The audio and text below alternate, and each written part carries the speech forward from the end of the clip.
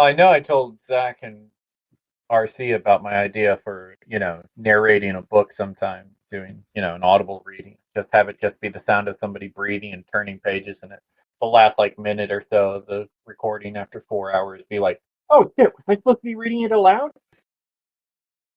Ask the GMs, episode 22, The Temple of Elemental Evil. Hi, I'm Zach from Ask the GMs, a fun podcast about RPGs, the people that play them, and board games. We're going to have a fun episode tonight, and I'm going to hand it off to RC. Howdy, folks. Welcome back again. We're going to talk about one of the big dungeons. Passing it off to Ian. Hello everyone, Ian Harper here, and yes, we're talking about the Temple of Elemental Evil, my personal favorite D&D dungeon for sure. Passing it off to Sean. The Temple of Elemental Evil. Haven't visited there since '96. Yes. Gonna pass it off to Pat. Hey everybody, Pat here again. If you're going into the Temple of Elemental Evil, I would recommend packing Protection from Good and Evil and Absorb Elements like I did when I first entered. But that being said, I'm going to go ahead with Brian. I'm Brian. I spent some time in the temple myself, as everybody else, but I enjoyed it. I want to pass it off to Lindsay. Hey, it's Lindsay here. I have not spent any time in the temple, but I'm really, really excited to learn about it today. What I am sure of is how awesome Cape Fear Games is. We spend plenty of time there. Great staff, very helpful. Very cheerful as well. And if you show up enough, they start learning your names, which is pretty cool. So check it out. And sideboard. Okay, yeah, so as mentioned earlier, tonight we're going to discuss Temple of Elemental Evil. It's famous for being connected to the Village of Hamlet, which is the 9th module from TSR. And it's also notorious for the huge gap between the release of the Village of Hamlet and the whole module known as the Temple of Elemental Evil. We're talking about 5 or 6 years, like literally the whole gap that 4th edition was out is the same time span. Not in terms of era, but in terms of how long it lasted. It's very famous for its Keith Parkinson's cover. It's also probably the most infamous, or one of the most infamous modules from Gary Gygax. The first being Tomb of Horrors, and then it's Temple. Those are the two that are really most associated with his name. The third most would probably be Keep on the Borderlands.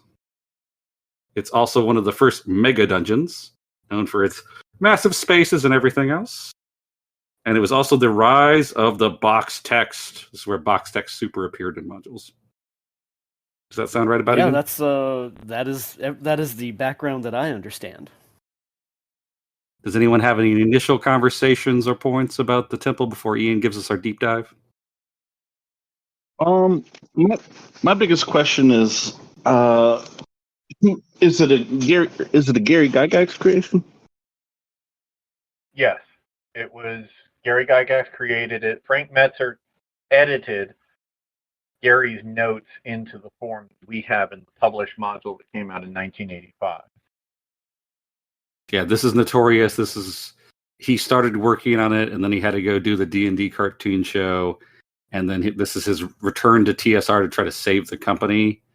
And this is one of the first things that got put out. He didn't have time to focus on it entirely. That's the general history, as I understand it. We all know how well the cartoon turned out. It got a season. They had 3 seasons.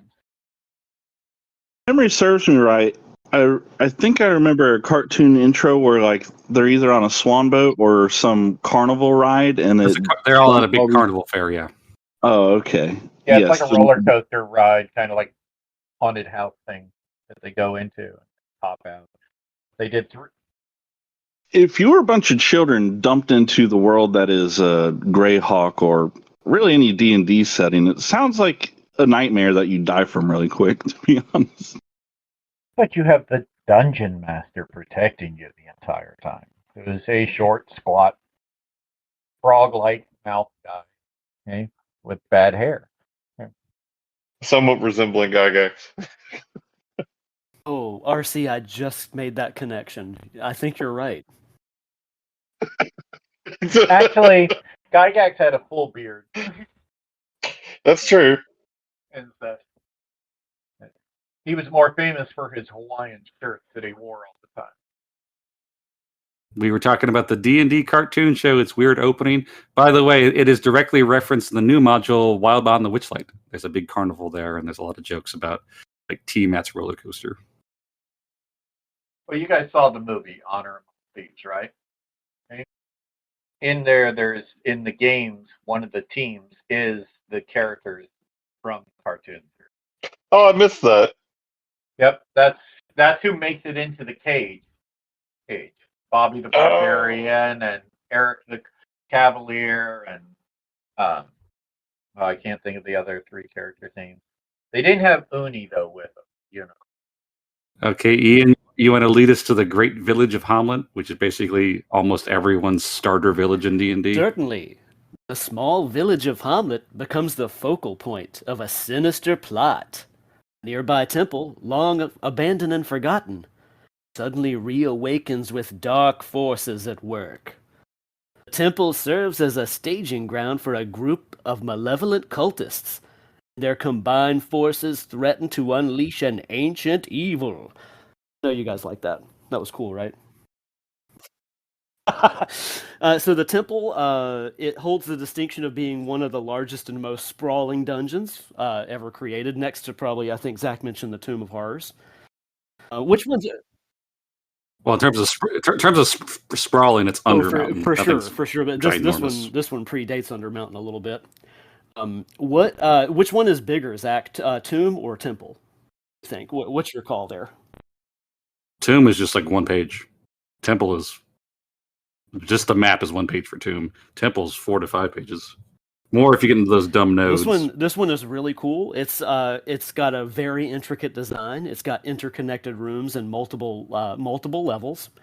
And it also there's a really cool story behind it, and it's probably one of the most challenging dungeon crawls that was originally released. This one was also, like a lot of the other D&D modules, this one was turned into a PC game. It was made by Troika. It was actually one of the last games Troika made before they folded and went under. The video game is often called, quote, the most D&D video game ever made. It's actually my personal favorite D&D video game. I don't know about you guys. Probably next to Icewind Dale. Icewind Dale's probably number 2 for me. I never played the video game. The video game was very, very well done. It came out in 2003, shortly after the 3rd edition release. The 3rd edition Temple of Elemental Evil came out in 2001, and Troika actually started working on it at the same time, and it was released in 2003. And then the 4th edition set came out in 2009, and then the 5th edition special edition box set that Zach's got, that one came out in 2021. From Goodman Games. Oh, that's from Goodman? That's not from WotC didn't publish that? They have a specific license with WotC, and they did the Very 5th. interesting. They I did did not that. know that. Yeah, the Goodman game versions of all the classic modules we've done are really nice because of the fact that you get the original version of the module plus then the updated 5th edition version. Yep, and the Temple of Elemental Evil is set in the campaign setting of Greyhawk and revolves, as we mentioned before, around the village of Hamlet. The players arrive in the village and they kind of learn that there's some kind of sinister stuff going on. You're kind of very early. You're drawn into a mystery about what's happening, and you don't get to the dungeon, the temple right away. Spend some time in the village of Hamlet for a little bit. There's a lot of quests there. I feel like you can gain a level before you even leave Hamlet. I feel like if you start out at level 1, you first set out on your first quest, I feel like you can leave at level 2. What do you think, Zach? I feel like you can almost gain a full level there. It depends.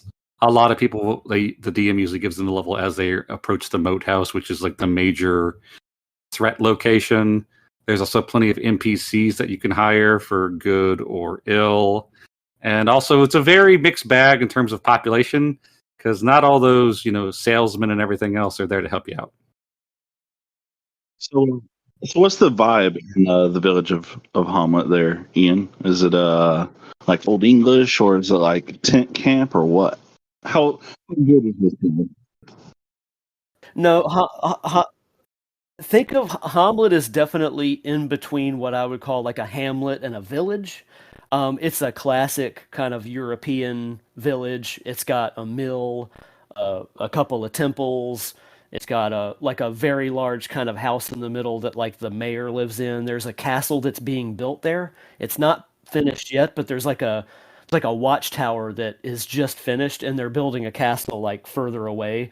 These two adventurers move to Hamlet. They're really high level. They're really rich, and they decide to set up. They've got like a charter from some king, and they decide to set up a castle there. So when you get there, it's kind of a sprawling village. There's a lot of activity going on there, but think like Old English medieval. It's Okay, classic. so It's a sprawling classic village medieval and village. castle on the list to build. Okay. Yeah, like I think the foundation is done, and that's it. You can tell that a castle is going to go there, but they have a long way to go. Now, is it mostly like humans, or are we talking about like a menagerie of all the D&D races? It's a pretty good menagerie. There's a lot of humans, halflings, and elves are what you mostly, and half elves are what you run into there. And that's the two main religious factions there, Pat, is there's a temple to St. Cuthbert. There's a druid, they call it the old way, or the old religion is the druidic order. And there's a little bit of friction between the druids and the St. Cuthbert clerics. There's a little bit of friction there as they're trying to like jockey for the attention of the villagers. They want the villagers to stay with the old religion, but the folks of St. Cuthbert are trying to convert them. So there's a little bit of a religious kind of undertone there too, a little bit of back and forth happening. Whoa, whoa, whoa, whoa, whoa. Who wouldn't want to join the religion of St. Cuthbert with great sayings such as, square corners can be pounded smooth? Man, they get all the ladies, don't they? So, And speaking of all those great ladies, you can check out the local tavern, the Welcome Wench, because there's no sexism in D&D. None whatsoever. She's a very None kind whatsoever. woman. 0. so She's a very kind when they wench. first arrive at the village of Hamlet, like what's the big to do? What's there that drives the adventurers eventually to the Temple of Elemental Evil? There isn't one. Yeah, so it starts out. You could be going to the village for several different ways, for several different reasons. I'll kind of lean on the video game, the PC game, for this a little bit. They did a really good job at introing the story. You had to pick your party alignment before you started.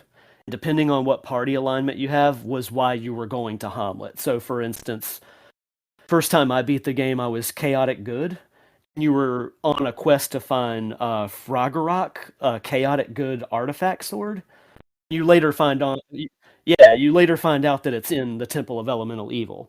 But you kind of get drawn into, you're going there for one reason, but you get sucked into a kind of an intrigue style mystery. That's how you get kind of drawn in, is there's spies all over the village, and they report things back to the temple, and there's a little bit of intrigue that goes on there. I'm going to have to call out the great item store in the village that took Brian's underpants and sold them back to him. I gotta hear this one. Just being a rogue, testing out the rogue possibilities. I will say that I think that's better than buying faulty health potions that the dude sold to other members of Whoa, the whoa, party. whoa, whoa, whoa. Raspberry jam. Yeah. Well, they were advertised as health. So, Lindsay, the shop is run by spies for the Temple of Elemental Evil. They're fucking assholes. They sell like crossbows where the bolt will break after the third shot. They'll let you hire dogs that will run home immediately. They'll hire That's you. hilarious. They basically have extra tired horses. So after you start riding, like, we're tired, we're going home. And if you're like, yo, man, That's a shitty deal. F you, and you want to go like toe to toe. One is a level 10 thief, the other is a level 7 assassin. So have fun at Wow. level 1.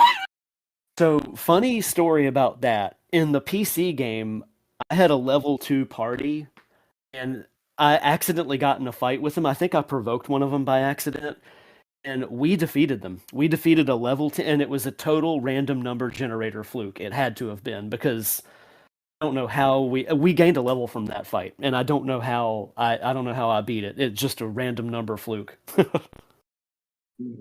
So these guys. Oh, I was going to say these guys are assholes in every version of Temple of Elemental Evil. In then, huh? the Village of Hamlet module, they're listed as a thief and assassin. Guarantee. The only thing they'll do is they'll sell you stuff for overpriced, and they'll try to get some of their hirelings to hire on with your group, as like men at arms and such, as was the practice in old D&D, to get their agents to follow you around so they could keep an eye on you. But they really, in the module, don't go into detail about anything like bogus goods and broken goods and such until probably the later Mega Dungeon module that came out. And then eventually you're going to leave Hamlet. Eventually you find a reason to go to the first dungeon of the adventure, and that's the Moat House. Usually the reason that you're going there is to investigate some bandits and brigands that have set up shop there, and they're pillaging like caravans that are going to and passing through Hamlet. So eventually you're going to get to this first dungeon. The place is packed with bandits, and it's got one of my favorite monsters, a giant tick. It definitely one-shotted one of my friends when we first played this in the 90s. That giant tick definitely one-shotted what does the our tick wizard. do, or is it normal tick stuff, or can you go into that? It is literally a tick, like, what is it, Zach? Like the size of a cow or something? It's huge, and it just It's not cow Oh, size. thank It's like you. cat size. I don't know. I thought it was bigger Still. than in the video game. It's bigger than that, but it definitely one-shotted our wizard when we played the second Look. edition AD&D version. Yeah, AD&D, it drains a whole bunch of con. 5th edition, it drains like 12 HP, which at low levels is still just murder. In original AD&D, a magic user In old would D&D, have like yes. 1d4 hit points plus any con bonus, and a dagger does 1d4 damage. Granted, can't a wizard die to like a stiff breeze? So this wizard had 7 hit points. We were level 2, and it definitely one-shotted it. And then later on, I got killed by the giant boa constrictor that's in the room right next to it, like in a room like one room over. There's a giant boa constrictor or a python or something, and it definitely killed me. Yep, and there's a whole bunch of giant frogs. Like if you want to like sneak around like in the backside of like the moat house, they'll just eat you too. And they can swallow you whole. Which That's we one of their almost had abilities, to happen. swallow whole. Don't forget the giant crayfish also. The ogre, gnolls, and bugbears. So, were these bandits or brigands trying to like have a upstart zoo or something, or do they just have these creatures lying around? No, Pat, those things just live there. Like the bandits are like basically repurposing like the location, but they haven't like cleared out like all the pests. Oh yeah, for sure. So the moat house, when you get there, it's completely dilapidated. It's in the middle of a swamp, and it's like the swamp is taking it over. And like Zach said, the bandits are kind of, you wouldn't know bandits were there unless you like knew, like someone told you, because it looks like it's overrun. It looks very nondescript at first. The real action happens under the moat house. It has a sub level. John, you mentioned gnolls. There's a pack of gnolls down there that want to eat you, but they actually hate working for the person that they're working for. So you can pay them a little bit of money, and they'll just vacate the place. They'll just scurry out of there. Sean, you mentioned the ogre. I don't know anything special about the ogre other than an ogre is hard to kill at level 1 or 2 in AD&D. He definitely thrashed our. I think that's actually where our first playthrough ended. Was that ogre killed us all? Yeah, ogres are usually about for old first edition AD&D, which this was. An ogre is like 4 hit dice. Okay, so 48 hit points, and I think they do it on an average of 1d10 hit Technically, if you're wearing like the outfit of like the brigands or guards, and you know the passphrase, you can get by him. But even that's real difficult because he can like smell you. Yeah, so this ogre He- definitely party He wiped us beat once. the Yeah, I'm pretty sure ever-loving you got the god jump out of shots. me. Was that the ogre that we fought? You say Yeah, it that's sounds like right. some pulped characters on the end of a club or something. So for being such a small dungeon, the moat house is quite dangerous. I believe there's a spot in there where ghouls just continuously come out, like just keep coming. Oh, that's Sean posted up a picture of one of those ghouls bodying somebody in a dungeon for the Village of Home. Yeah, I think that's pretty epic. That imagery right there. That's also where you get to see a halfling wear bell bottoms. Yeah, there's basically like an underground tunnel system, and if you dig around in there, it's just endless ghouls, but pretty much. So Sean, looking at this picture of the moat house you put up, the video game did a really good job of recreating it. In the PC game, it looks exactly like that. It's laid out the exact same way. The front of it, that picture on the first page there. Yeah, and if you look at the picture there and the map there, the thing is also they one of the last events Gary Gygax actually attended was they did using chainmail. They did the battle that destroyed the moat house back, several hundred years before. They did with miniatures. They did the whole battle that occurred there and led to the moat house being in that condition, and on a sand table, right? And that's, I think, yeah, that was the wheel and antithesis of wheel and such like that. But they did. I think it's on either Paul Stromberg's website or it might be the GaryCon website. They have photos. I think it's from 2007, because Gary died in 2008, and they have photos of the table. And even the guy that helped write Chainmail with Gary, he attended, and several of the other old school guys that were still alive at that point were attending. So the moat house is it's a relatively small dungeon, but like I said, it's dangerous. There's not a whole lot of traps there. It's mostly just fighting, and there's some negotiating. I wouldn't come here at level 1. I would definitely wait till you're 2 or 3. Level 1 might be pushing it. I don't know what you guys think. In AD&D, I would not go there in level 1 if I So was playing. I recall if we played, we were either 2 or 3. They did not get to the crawfish, and when the cleric showed up with like the higher level like lieutenants and guards, they just ran. Like they didn't even no, they bailed completely. They didn't even like try it. That's a tough fight. He basically has a small platoon of brigands, and he's if I'm not mistaken, he's a level It's 5 or 5 6 cleric. Is that right, Zach? So level 2 or 3 is like Something you're like just that, dead. yeah. So he's no slouch as spellcasters go. He's no slouch. Okay, he was a 5th level cleric with a strength of 18, so he got like +3, +6 to hit and damage, and he had 44 hit points and -1 armor class, which back then would have been the equivalent of like a 21 armor class, of certain people. And he had a staff of striking with 20 charges. Staff of striking does on average 2 to 12 or 3 to 18 points of damage every round, plus also all his spells, which were reverse things like pause, blindness, command, and such like that. All very bad spells to run across in the he also, part of a dungeon.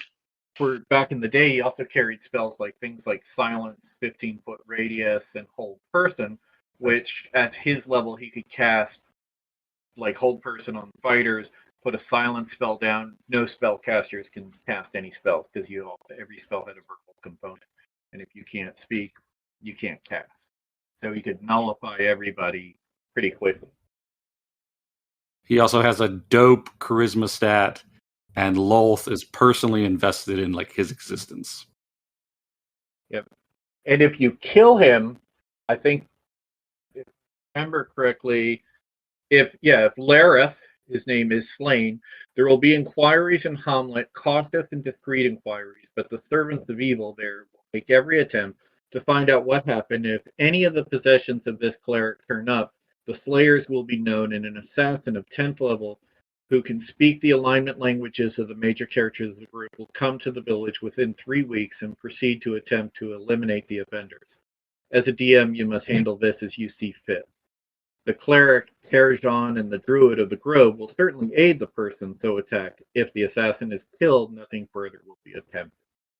But a 10th level assassin on like a 3rd level character has like an 80% chance, if he gets surprised, to do an assassinate, which was their ability, and they just kill you outright. Doesn't matter how many hit points. One hit, you're dead. No saving throw, no nothing. You're just dead. I mean, you're also burning some miracles at like, oh, the 3rd level you killed a 5th level cleric and all of his lieutenants, which were like fighters. All right, so it sounds like if you go to the moat house, don't come with a rusty dagger, come packing. But say we kill this guy Ian and his brigands, and we clear out this moat house.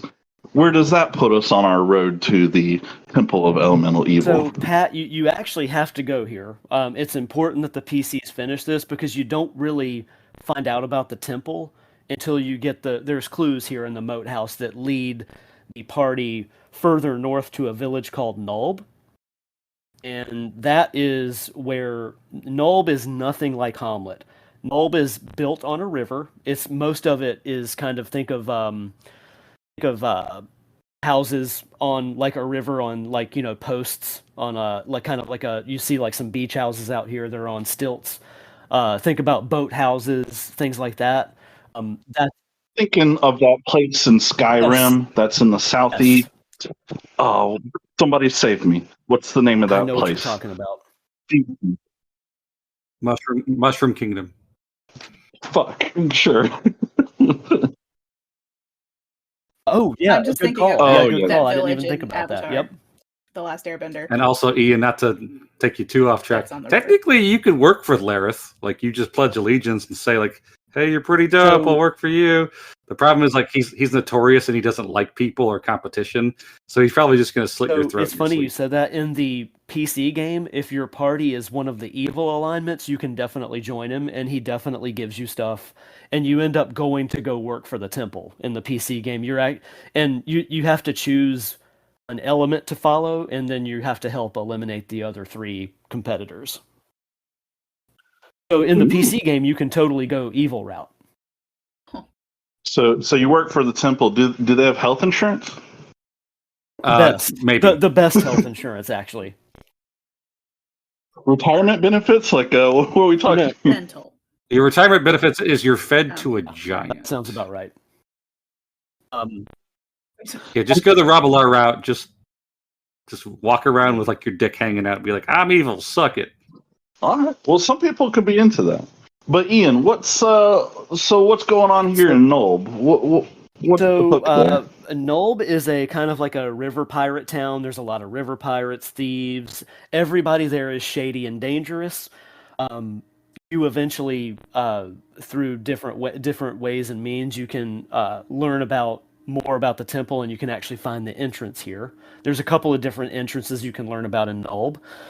One entrance to the temple is in a well at an abandoned farmhouse. There's also a secret side entrance. If you go into that one, you get confronted by a platoon of brigands that just mops the floor with you.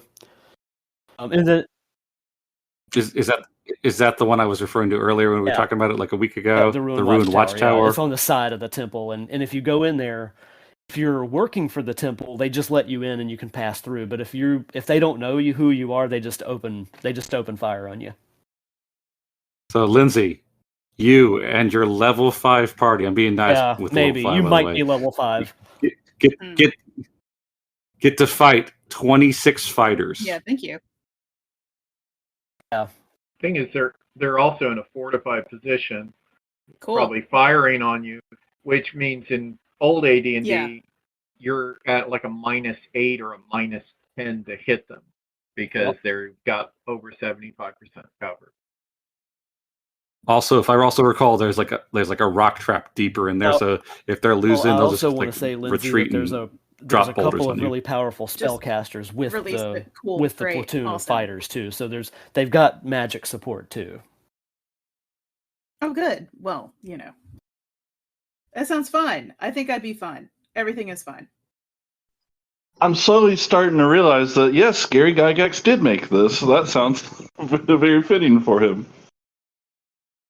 Oh yeah, it tracks. was It about totally to tracks say. for Gary. This whole situation.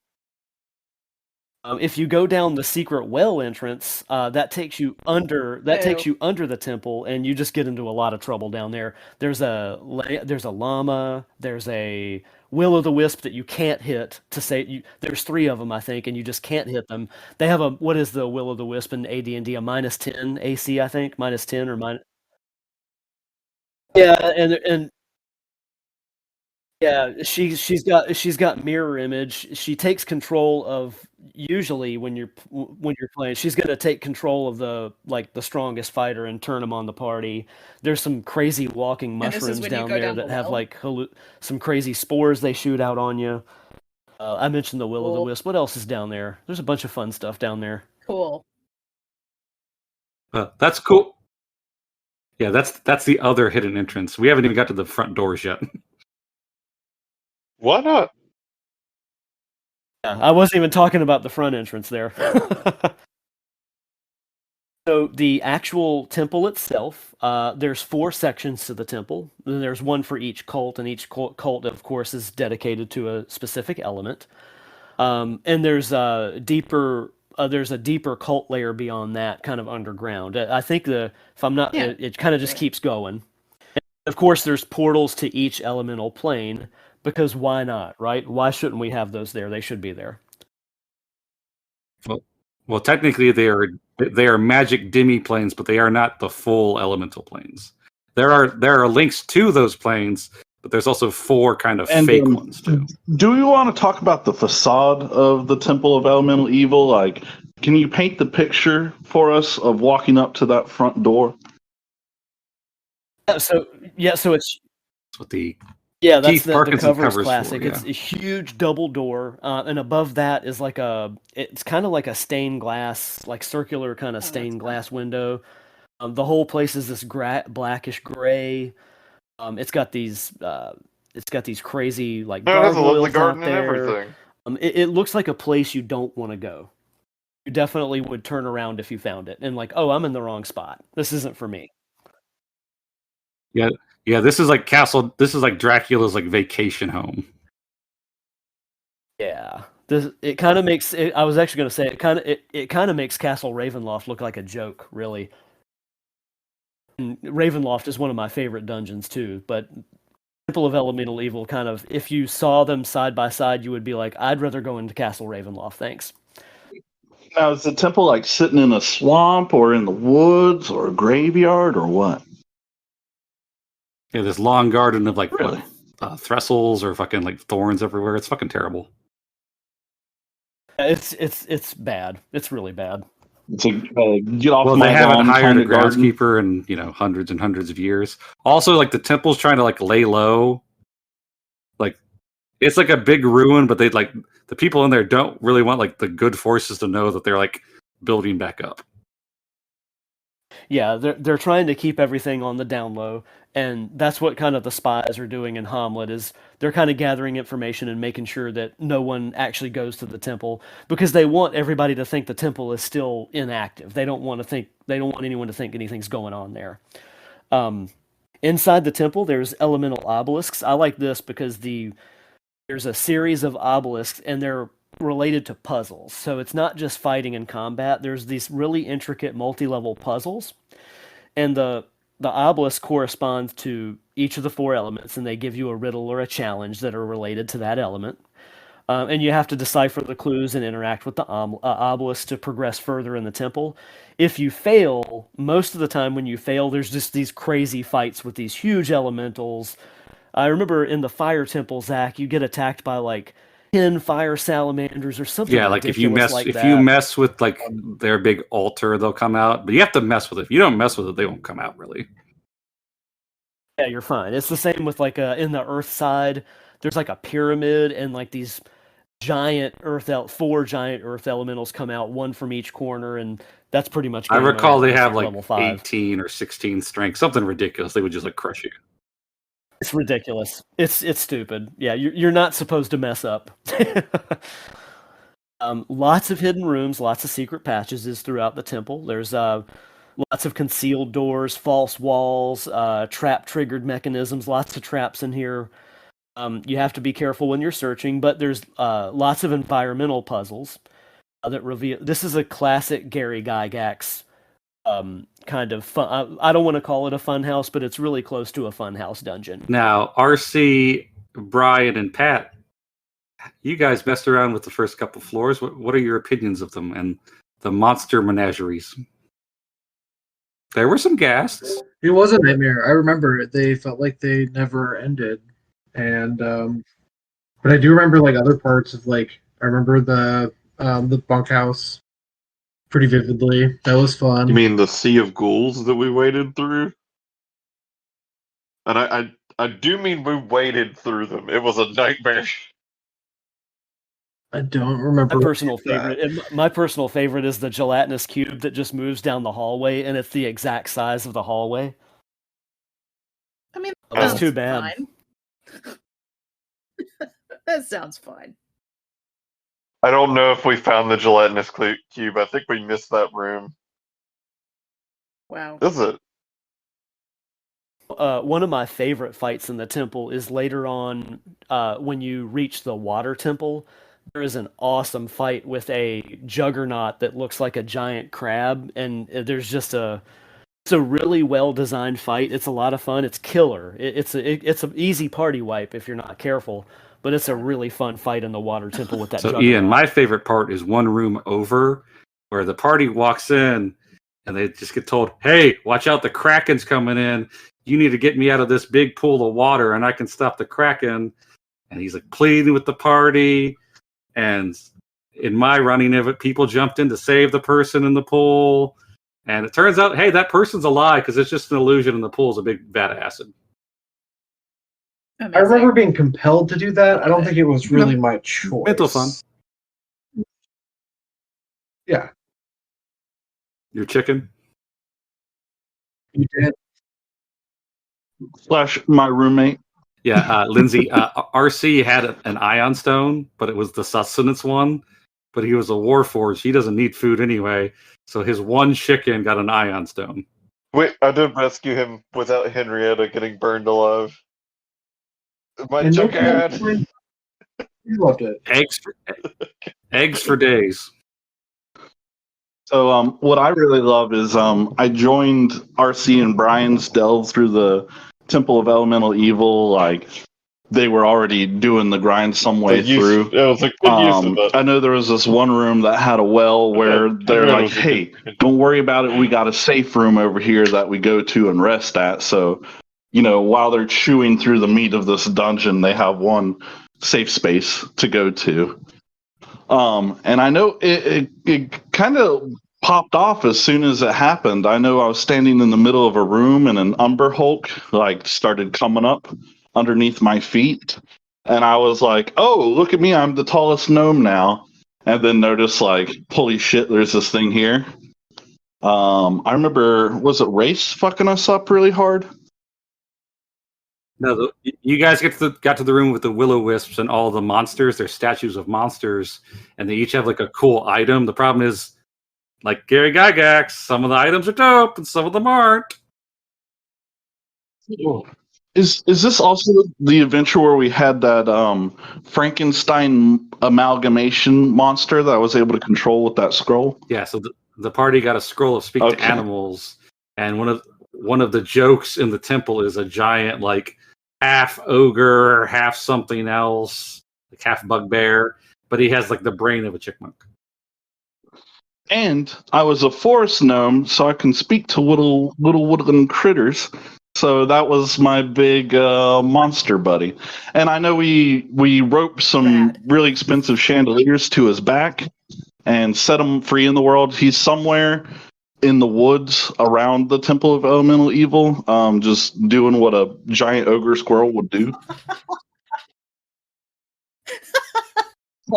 That's what it was. Some of the magic items, there's a cloak of poisonesses.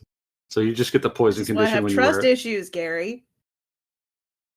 That is classic, Gary. That is classic Gygax. Right There's a there. ring, and it tells you it's like a ring of featherfall or a ring of protection. It's lying to you, and as soon as you go to use it in that function, it fails, and then you're just cursed to wear it.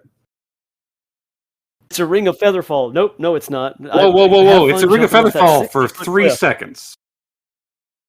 It's because of you, Gary. And Lindsay, if you go deep enough, Yeah. you find a holy temple with a holy alignment in the temple of elemental evil. And in this Oh my temple, near the altar, 2 angels appear and let you know that this is a temple of Ayus. And if you leave all your gear, a ray of just might will come and bless your gear, but you can't be in there because Sure it will kill you. did. And those 2 angels are your described face. behind a mirror that's their werewolves. Also, It's just where. if they're you just didn't know, evil. like the pantheon of Greyhawk, Ayus is an evil god. Aw. And Brian got his gear enchanted, right, Brian? Sure did.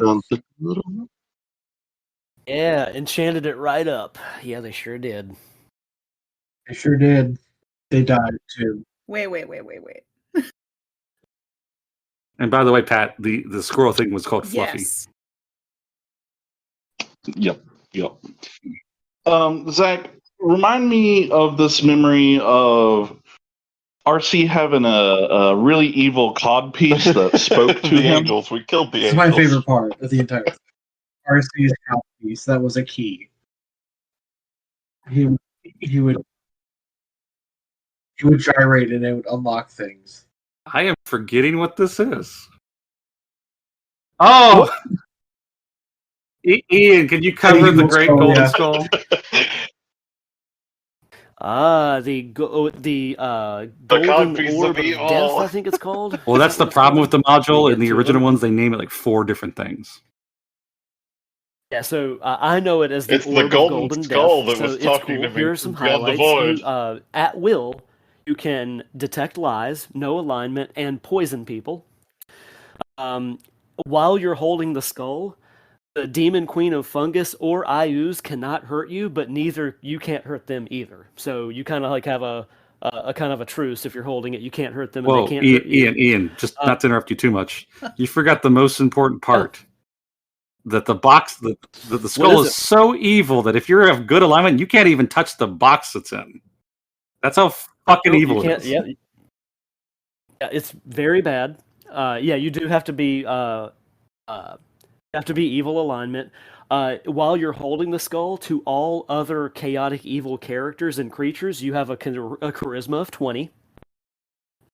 You know instantly how to operate the throne in the main temple chamber. In the main temple chamber, there's this giant throne, and you know how to operate it. It's a secret door. Yeah, it's an elevator to death. There's 4 gems. There's 1 gem for each element, Like and Zelda. as you add gems to the skull, it goes in like the forehead of the skull. It gets a new power. Which you don't have to do that. You can. It's just a royal pain in the dick. Yeah, you have to go to each of those elemental planes, the fake ones that Zach and I were talking about.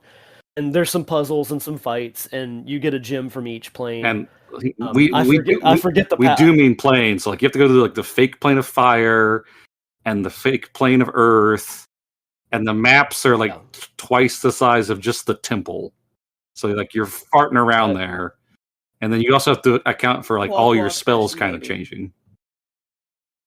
Yeah, it's not a place to. It's definitely for higher levels for sure.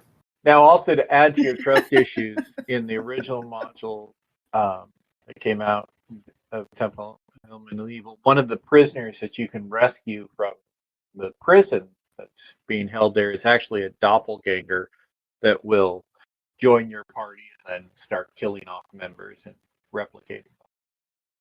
See, I would fall for that shit. I would fall for that shit hook, line, and sinker. Damn it.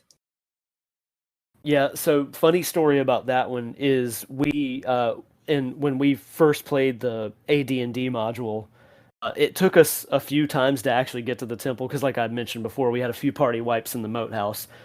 But we rescued that doppelganger, and the doppelganger actually ended up getting killed by a hill giant in the temple by accident. So that we discovered that it was a doppelganger because the hill giant accidentally killed And by him. the way, Lindsay, that's like how the monsters progress. Initially, maybe some gnolls, maybe some bugbears, maybe some warriors. Eventually, it gets into trolls, ogres, and ettins and giants. We do mean giants. In fact, that hill giant I think has a pet ward by the name of Blot. For him. Yeah, if I'm not mistaken, he's set up in this huge, like, really lavish room, right, with pillows Yep. and like food and wine everywhere. It's like it's decked out, and he's got this pet ward, and he's got a crazy like magical crossbow, right? Doesn't he have some kind of Oh stupid? yeah, we met that crossbow? guy. We parlayed with him. You ain't gonna get it from him. Yeah, but anyway, in the PC game, you can actually get him to join your party. Hell yeah. I know how me, Ian, and RC tackled it. Basically, I was a little gnome arcane fighter, and I was sitting on top of RC's big Warforged shoulders, and I used a what is that? Minor illusion spell to make the top half of RC's Warforged look like just a super buffed out, roided up guy. And we used prestidigitation to make like a large booming voice, and we were posing as a king from far away come to speak to this this ogre king, and it all ended up all right for us. I like He was in that pretty dope. theory you made the giant robot Nice. that already had like 18 strength look stronger. And by the way, You Lindsay, he blocked also for had me, like though, 21 and I AC. appreciate that. I mean, that. It was well, not untouchable, though. I did I get mean, the that's shit better than kicked when out I of was me very invisible, often. so. Didn't we have to like wear his snot or something to like get past him, like so that we wouldn't get attacked in the future? Yeah, he gave you basically like his smell pass, his pheromones. or Booger whatever. I thought rag. they were like hyena pelt sashes that were all covered in drool and shit. Pretty much. But I mean, that gave us the ability to strut around on the second floor, like with a little bit more freedom, which was kind of nice. So that being said, how many floors are there in the Temple of Elemental Evil? 4, not counting the damn Okay. nodes, which are like fucking massive. So does each floor have like a major overarching theme or like big bad? Like what's the big to do on the first floor, or is it just grind through all that trash and fucking? So that's kind of the scam of the temple. Is the first floor is just kind of earth. The second floor is water, air, and fire, and the other 2 dungeons really don't have anything to do with elemental evil, and that's the scam of the dungeon. Also, you have a ton of NPCs throughout the dungeon, evil NPCs of high-level characters in there. And typical rooms are like 8 shadows, 4 hill giants, 4 Eden, and 8 wraith. Wraiths drain a level of experience with every hit in original AD&D. So you may be one of my level and you get 4 hits speaking and of you're the suddenly NPCs first there, level. one of my favorite parts about this dungeon is kind of the intrigue and what I call role-playing puzzles. There's a lot of political intrigue going on within the temple, so each cult is like jockeying for power, and they're trying to undermine each other. And so there's a lot of like you can side with one cult and go take out another one, and then they convince you, don't take me out, go take these guys out. So there's a lot of like role playing you can do. There's a lot of political intrigue you can get sucked into. So that's what I think is kind of cool about it. Oh, well, that sounds way better than just like I'm looking at the map here, I guess, for the third floor, and it seems like if there was an empty room, they just threw like 3 bugbears in it just for fuck all reason. So I'm glad that there's some RPL. No, this is not the murder hobo dungeon because you'll die doing that. Like you want to do the murder hobo route, they're just going to have enough Ettins and giants come into a room and beat the shit out of you. So, is the owner of said Temple of Elemental Evil is her name Ayun? Was it? Well, actually, there's 2 owners. It's Ayuz the Evil and Zuckmoy, Queen of Fungus. Can you tell us about them? So Nice. Ayuz is the son of Tasha, also known as Igwil, and the demon lord Gratz. He was at a short period of time trapped in Castle Greyhawk. Eventually, he was released, and he literally owns his own country in the setting. So, like a full-on demigod owns his own country, full of like hobgoblins, ogres, pretty much evil races. He's a dick. Zuckmoy is the evil queen of funguses. She wants everyone to suffer and die, kind of be rot food for mushrooms. She's one of the direct competitors to Lolth. The difference being like Lolth's a god and she's not. And the temple there is to trick people to come to it and worship, and then eventually just worship her instead. That's the scam. It has nothing to do with elements at all. Well, the thing is also in old AD&D, as a god, your ranking, whether you were a demigod, lesser god, greater god kind of thing, would change based on the amount of worshippers you had. And demon lords and Buddy. devils also had different power levels similar to gods, but were not considered gods. So Ayun and Zuckmoid are they pals in owning this dungeon, or Ayun? So it's Ayuz. The only reason I mention it is Like there's a your god eye called is using. Okay, Ayuz, but are they buddies? Ayuzi. Yeah, and well, Pat, the 2 of them got together and created that orb of golden death that I told you about. They got together and created that. So they're kind of, I guess you could call them buddies, quote unquote. Who calls all the shots in the temple though? Ayuz. Yeah, definitely Ayuz. Zuckmoid's trapped in it. That's why. Also, if you dick around, like you start stealing like the temple's like actual like coffers, like their actual money, or you dick around in some of the like the altars of Ayuz can just show up. He will just pop on in. And that happened to me the very first time I got to the lower levels of the temple in the PC game. He just shows up and thumps you. You can't do anything against him. He can't be hurt. He just comes up to you and clobbers you. You can't. He's not supposed to show up. If he shows up, you've done something wrong. Now, to be fair, there's a 90% chance St. Cuthbert will show up and like try to oppose him, but it's only 90%. So, if you were to go to the Temple of Elemental Evil, what would have to happen for you to say, I've done it. I've beat the Temple of Elemental Evil.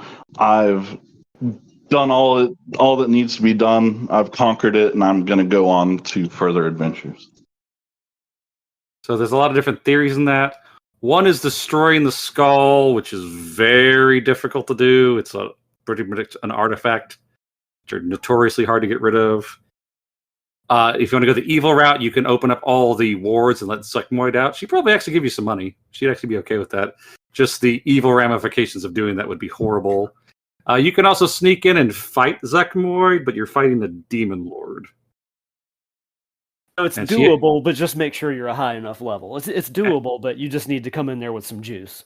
And she has like a lot of traps in there. Like there's some purple mushrooms that can like rot you, like a whole bunch. She has like a green slime spray that will just, cover 4 or 5 characters with green slime. They're The just other fucking thing dead also now. is the module does rate itself, the original module, is 1st to 8th level. So they're expecting you to be almost to name level in AD&D by the time you are in the lower levels of the Temple of Elemental.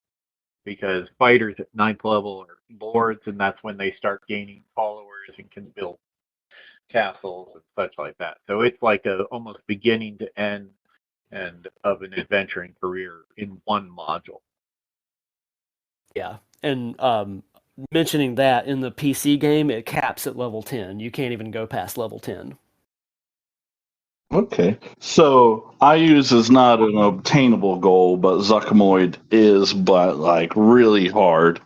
And basically, what's happening at the temple is they're trying to raise an army to conquer at least Greyhawk or the surrounding areas. So, would you say that is another like side goal to hamper them or stop them so they can't do that? Yeah, it's a combination of that because it's also getting Zuckmoy out, which like Ios like doesn't want. Like he wants it, but he doesn't want it that bad. Like while she's trapped in there, Ios pretty much has like the run of the whole temple. So he basically has her like on a collar. Ius wouldn't care if you killed her but left him and went on your business afterward. He'd be a little upset, but he wouldn't be heartbroken. Versus like say you like went in and wrecked the whole temple and like your next like the end of your campaign you wanted to go fight Ius, you have to go to a whole other country and then fight him and his whole army. I'm like, that sounds like you're just dying. I got you. So it sounds like the ending has a wide range of potential, hey, we did it. Because, I mean, what, Ian, you said you could join one of the cults as well? Well, yeah, I was going to say that this another cool thing about this module is the possibility for multiple endings, some of them being bad, like you're saying, like you can join the temple and just be a catalyst for everything that happens. I think the third or fourth time I beat the PC game, I beat it with a lawful evil party, and I ended up having to fight Zuckmoy, but it was because Ius ordered me to do it, I think, if I remember correctly. Wow. But so you can end up being a catalyst for the stuff that happens. Cool items. The skull is probably like the most infamous of the group. For sure. But there's that sword Ian mentioned, and Lindsay, you love how Gary likes to hide his treasures, right? You have to bust down a hidden wall, and in the hidden wall, there's an illusion of a staked vampire. And if you get through that, it's actually a knight in like a stasis spell, and if you wake him up, you can get the sword. And you can convince him to join your party as well. In the Get past, PC game I hidden mentioned, wall and the Chaotic Good Party is an actually illusion. looking for him. That's actually why you're on the quest in the PC game. If you're the Chaotic Good Party, he's has something to do with the elves. Like the elves Gary. like him for some reason. I can't remember, but he's got that artifact sword. And He's either from Valuna, which is one of the big countries, or he's from the other one, the other city. He's revered. He's like everybody likes him. He's a good dude, and he's been missing for a really long time. And it turns out he's been in this comatose state in the temple, because I believe wasn't he there when the temple was first attacked, and then they put him in stasis and just kept him there. Yeah. And even if he doesn't give you the sword or like join you, like later he'll give you like you get some good bonuses. Like he remembers you. Like I think you get like you don't get like a major title, you get like a minor title for it. A hidden wall deep in a temple, and then look, it's a staked vampire. No, it's not. Well, Gary, no one's going to check the staked vampire. They don't want to make more problems. If I remember right, the hidden wall is it's right before this fight with a couple of NPCs. One of them is like a wizard with this crazy imp or a geist or something. Yeah, it's a pretty high level spellcaster, and I think the woman that you fight is she a fighter rogue, or maybe she's just a fighter? I can't remember, but they're pretty dope. They've got they're pretty powerful. So you have to get through a couple of fights, and then there's this. Again, it's a random wall that you wouldn't even know about. There's no clue, there's no hint to it. You have to accidentally find it almost.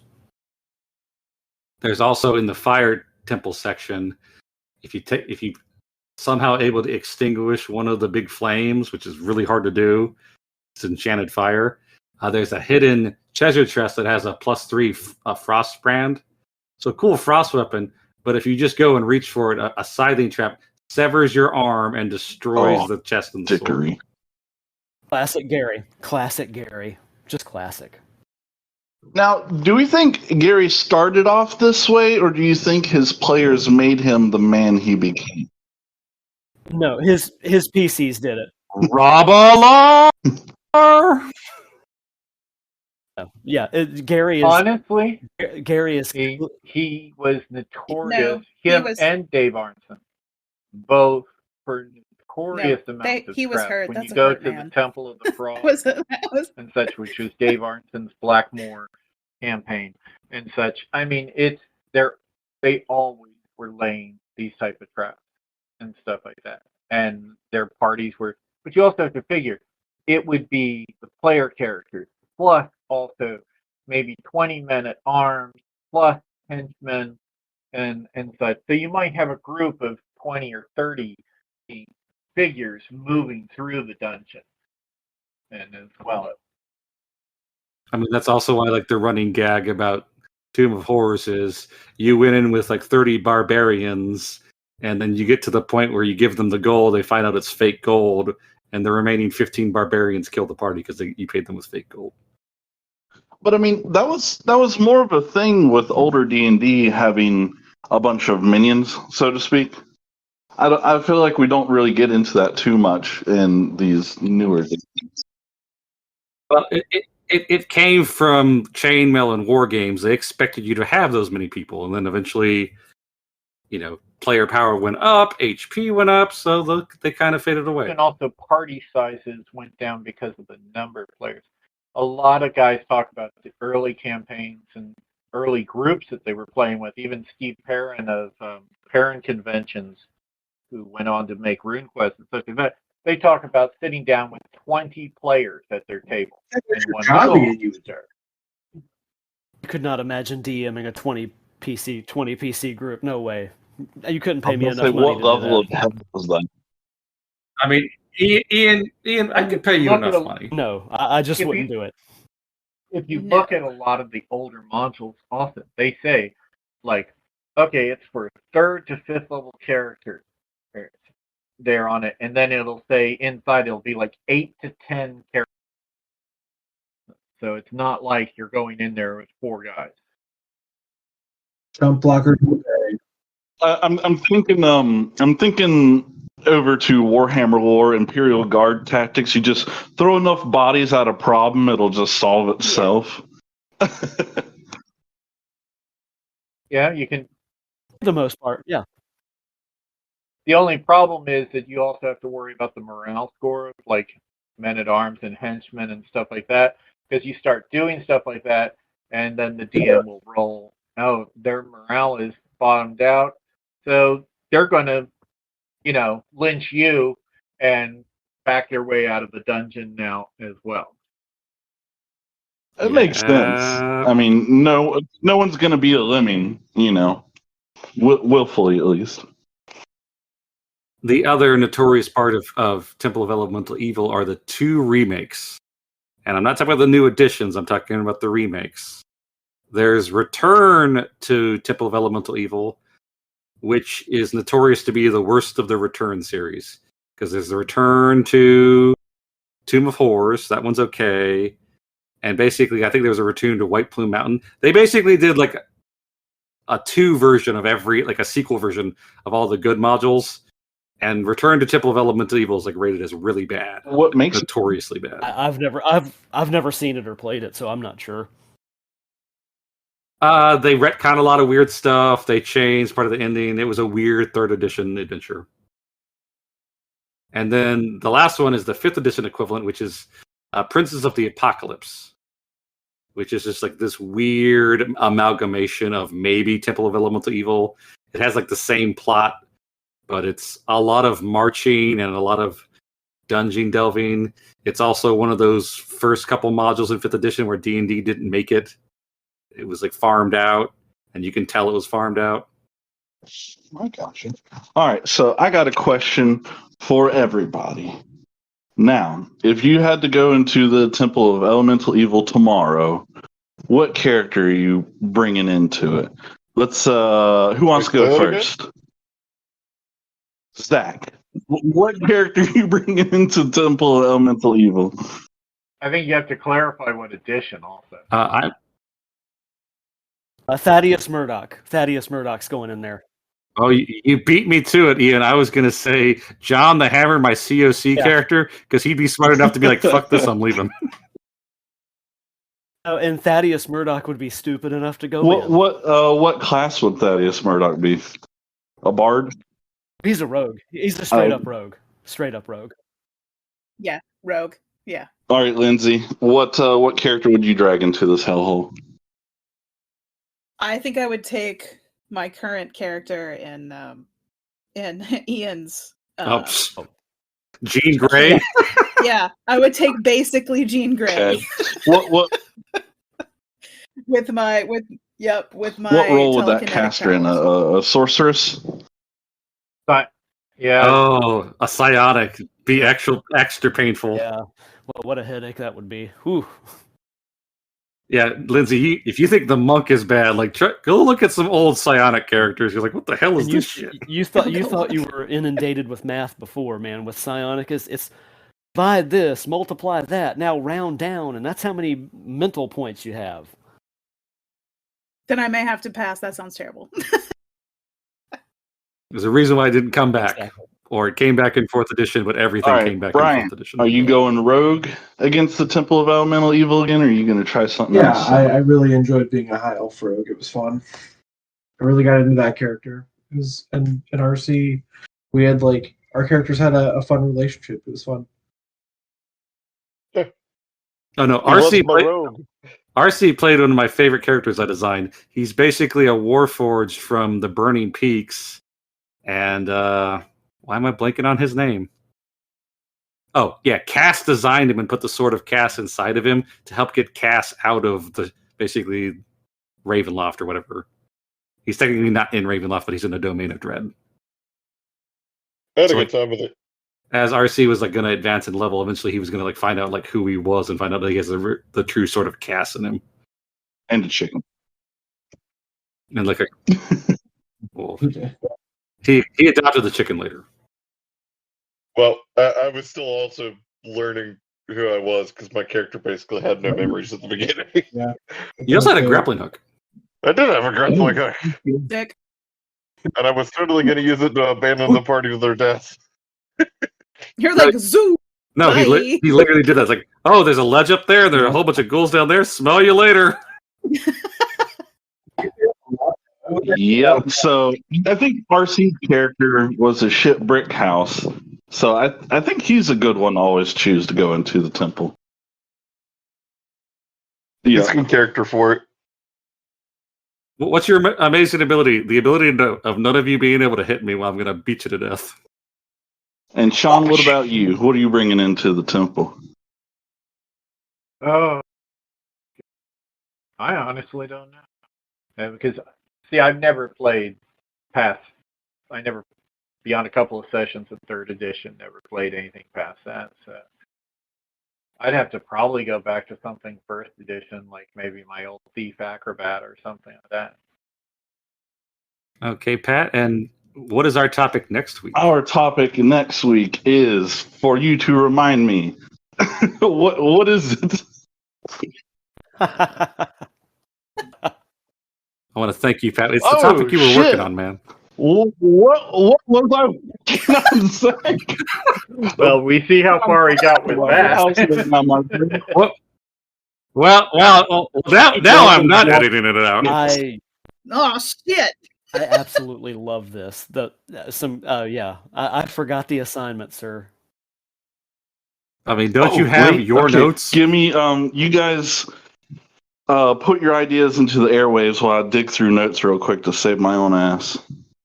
Oh, So I know the episode after that. We're doing jargon. We're doing gaming jargon. okay. So I got it, guys. I got the notes. At least old Pat did that to save new this current iteration. Showing our full professionalism. Oh yeah, here, we Ask spare the no Gamers. expense for our writers and our editors absolutely. and our cast and crew. Well, typical Anyway. GM, he's improvised. We got a whole $2 and we got a whole $2.35 to split with the whole group. So, next week's episode, which will be episode 23, I believe, we are going to try and have a fun shit-talking episode, but also talk about some different things. Our best and worst characters that we have played in our in our role-play careers, and character archetypes and what they mean. You know, we have some jargon on, like murder hobo. That's something that we all know innately, but you know, you as the listener, you may not know, and we'll talk about these different character archetypes.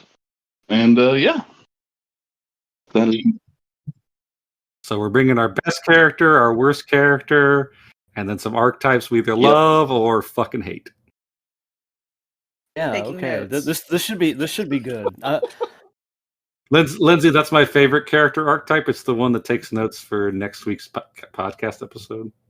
So Sweet, what do I nailed do it. if I have 3 favorite characters from the past? That's fine. You're not allowed to. Well, I'm going to anyway. How about that? Your trifecta. How about that? but yeah, I'm Is archetype I'm a doctor and I'm not going to change my character to between 2 different characters? Campaigns. Is that an Oh, archetype? you mean Alien Autopsy? Yes. Also, that being said, the best and worst characters, they don't have to be your own. They could be ones you've, sat at the table and witnessed happen. So, Okay, that makes this a lot better. Oh, Pat, you're being really broad there. Let me help you out. Every character in Twilight. okay. You said We'll best narrow it and worst down character. to I'll throw some your up there. tabletop RPG experiences. How about you? Oh, okay, gotcha. Just because you hate Bella Swan doesn't. Why do I know this? Well, she's not a character. She's just a cardboard cutout for you to paste your picture on. She's not really a character. My favorite is someone read a paragraph from the Dead Zone and the paragraph of whatever the first Twilight book is, and they just counted off all the adjectives. Like, oh, she took 4 aspirin. The adjective was 4. Well, Zach, do you want to take us out on this episode? Okay, you're leading it. You're the expert. Shit. Thanks everybody for listening to Ask the GM's podcast, where we try to have some fun, keep it quasi-professional, not really at all. I hope you enjoyed yourself this evening. We all certainly enjoyed ourselves, I believe. And till next time, this will be it for Ask the GM's podcast. Good night. Cheers, everyone. Thank you for listening. Time. Drag me here. Bye bye.